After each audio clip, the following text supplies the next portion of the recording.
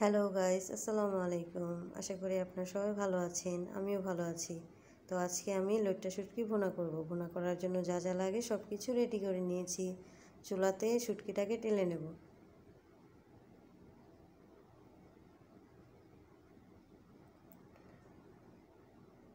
এই তো আমার শুটকি টালা শেষ। এখন গরম পানি দিয়ে শুটকিটাকে একটু ভালো করে সিদ্ধ করে নেব।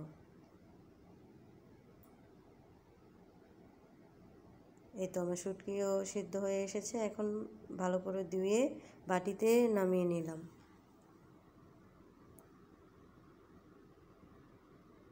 এখন আলুগুলোও ধুয়ে নেব। আমি কিছু আলু দিয়েছি আর কি।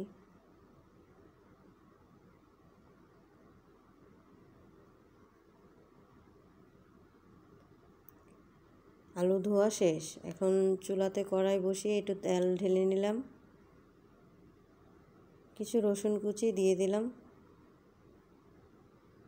তারপর পেঁয়াজগুলো দিয়ে দেবো। এই শুটকিটাতে আবার পেঁয়াজ লাগে বেশি। এখন ভালো করে নাড়াচাড়া দিয়ে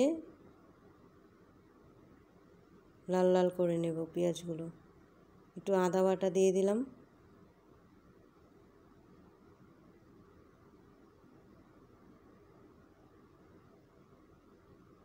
কিছু টমেটো কুচি দিয়ে দিলাম।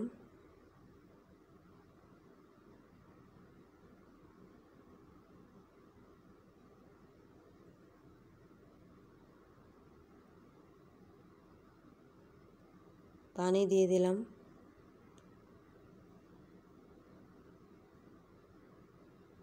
স্বাদ মতো 1 চামচ লবণ দিয়ে দিলাম। ধনিয়ার গুঁড়ো দিয়ে দিলাম 1 চামচ। হলদির গুঁড়ো দিয়ে দিলাম 1 চামচ।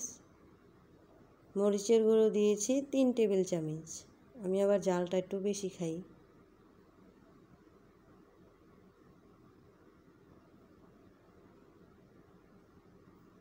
এই তো ভালো করে মশলাগুলো মিশিয়ে নেব।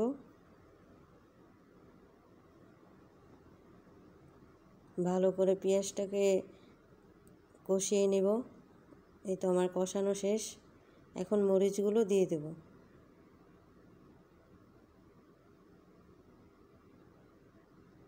আবারও ভালো করে নেড়ে চেড়ে নিলাম।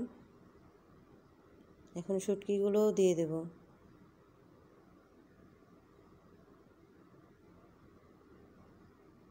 আবারও ভালো করে নেড়ে চেড়ে নেব।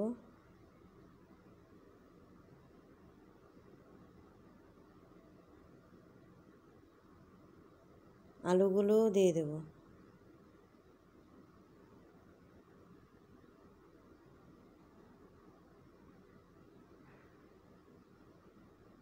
তারপর ভালো করে নেড়ে চেড়ে একটু পানি দিয়ে আবার কষিয়ে নেব শুটকি আর আলুটাকে ভালো করে। এই তো ঢাকনা দিয়ে ঢেকে দিলাম। এই তো আমার কষানো হয়ে গিয়েছে। এখন আবার একটু নেড়ে চেড়ে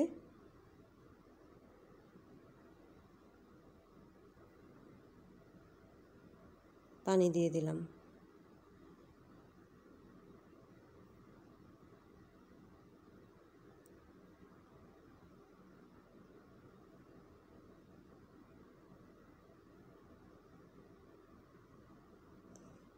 এই তো পানিগুলো শুকিয়ে এসেছে। এখন ভালো করে নেড়ে চেড়ে দেবো। এই তো আমার শুটকিটাও হয়ে এসেছে। এখন নামিয়ে নেব। কি সুন্দর হয়েছে। তার সাথে আমি একটু ডাউলটাও ভুনা করে নেব। ডাউল ভুনা করার জন্য বাটিতে আমি 1.5 কাপ ডাউল নিয়ে নিলাম।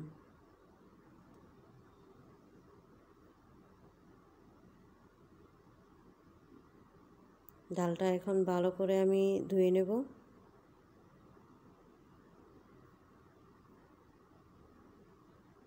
এই তো ডাল ধোয়া শেষ। এখন আমি বাটিতে কিছুক্ষণের জন্য ভিজিয়ে রেখে দেব। চুলাতে কড়াই বসিয়ে একটু তেল ঢেলে নিলাম। ডাউল ভুনা করার জন্য যা যা মশলা লাগে দিয়ে দিলাম। তেজপাতা, শুকনো মরিচ, দারচিনি, এলাচ, তারপরে জিরা দিয়ে দিলাম। কিছু পেঁয়াজ দিয়ে দিলাম, রসুনও দিয়ে দিয়েছি। এখন ভালো করে এগুলাকে লাল লাল করে নেব।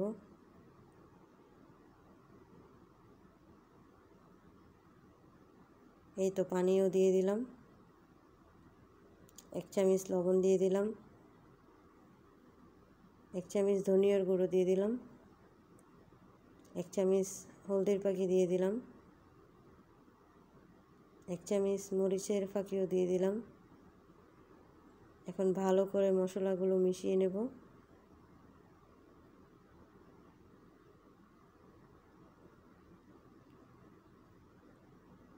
কিছু টমেটো কুচিও দিয়ে দিলাম।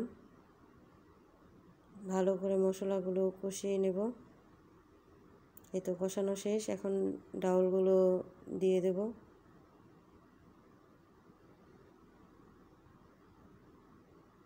দুই মিনিটের মতো ডাউলগুলো একটু ভেজে নিলাম, মশলার সাথে মিশিয়ে নিলাম।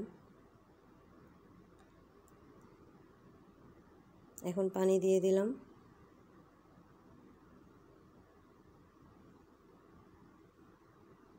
একটু নেড়ে দেব।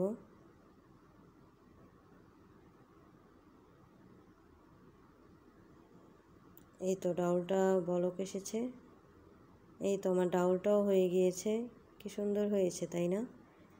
ভিডিওটা না টেনে সবাই দেখবেন।